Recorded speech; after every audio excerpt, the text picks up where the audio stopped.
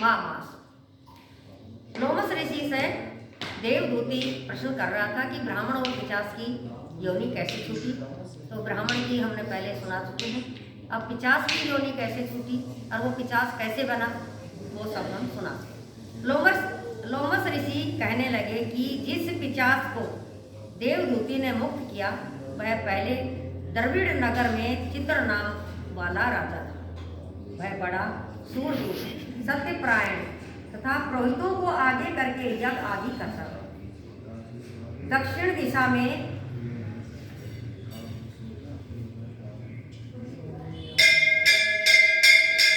उसका राज्य था और उसके कोष धन से भरे हुए थे। उसके बहुत से हाथी घोड़े और रथ थे। वह अत्यंत शोभा को प्राप्त होता था, बहुत सी स्त्रियों में क्रीड़ा करता था और अनेक यज्ञ उसके किए थे। अनेक यज्ञ उसने किए थे। वह नित्य अतिथियों की पूजा करता था, शस्त्र विद्या में निपुण था और ब्रह्म विद्या भी जानता था।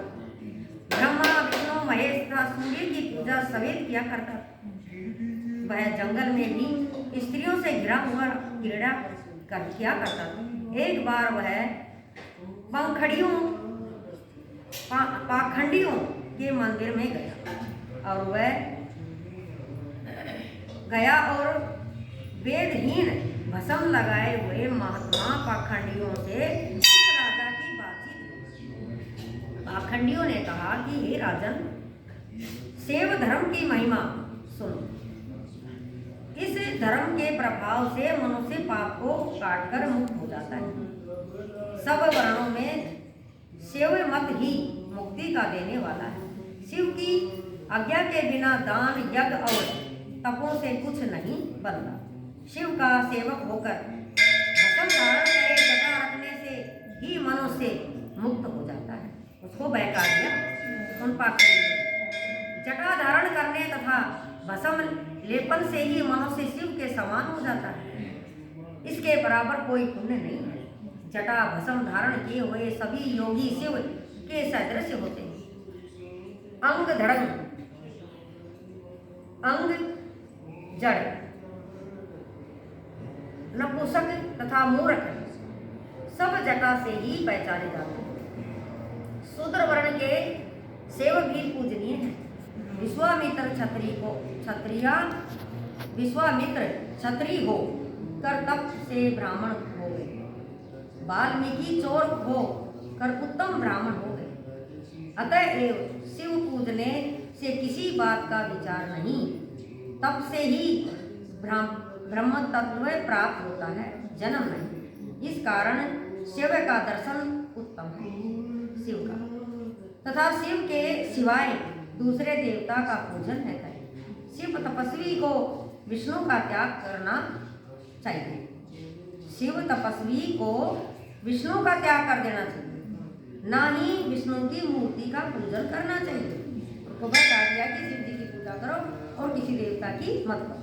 विष्णु के दर्शन से शिव का दुहय उत्पन्न होता है, ये गलत कहता है। और शिव के दुहय से घोर नरक आदि। इसीलिए भव सागर से पार होने के लिए विष्णु का नाम भी न लेना चाहिए। शिव भक्त निष्कंक होकर जो शिव से प्रेम करता है वह कैलाश में वास करता है। इसमें कुछ संदेह नहीं कि इस धर्म के पालन करने वालों का कभी नाम नहीं होता। इस पाखंडी के ऐसे वचन सुनकर राजा ने मोह में आकर उनका धर्म ग्रहण कर लिया। वह वैदिक धर्म को त्याग दिया। ये जो पूजा पाठ भगवान का करता था उसको त्याग कर हम पाखंडियों के चक्कर में आ गए। श्रुति स्मृति और ब्राह्मणों को निंदा करने लगा। ब्राह्मणों की निंदा करने लगा। उसने अपने घर के अग्निहोत्र को बुझा दिया और निंदा धर्म के कार्य बंद कर दिए। विष्णु की निंदा और वैष्णव से द्वेष करने लगा और बोला, कहाँ हे विष्णु, कहाँ देखा जाता है, कहाँ रहता है, किसने देखा है? और जो लोग नारायण का भजन करते थे उनको दुख देता था। पाखंडियों का मत ग्रहण कर राजा वेदित धर्म, व्रत, दान और दानियों को नहीं मानता। अन्यास से जड़ देता वह कामी राजा सदा स्त्रियों के संभय में गिरा रहता और क्रोध से भरा रहता। गुरु तथा पुरोहित के वचनों को नहीं मानता, पाखंडियों पर विश्वास करता हुआ उनको गांव, हाथी, घोड़े और स्वर्ण आदि देता था।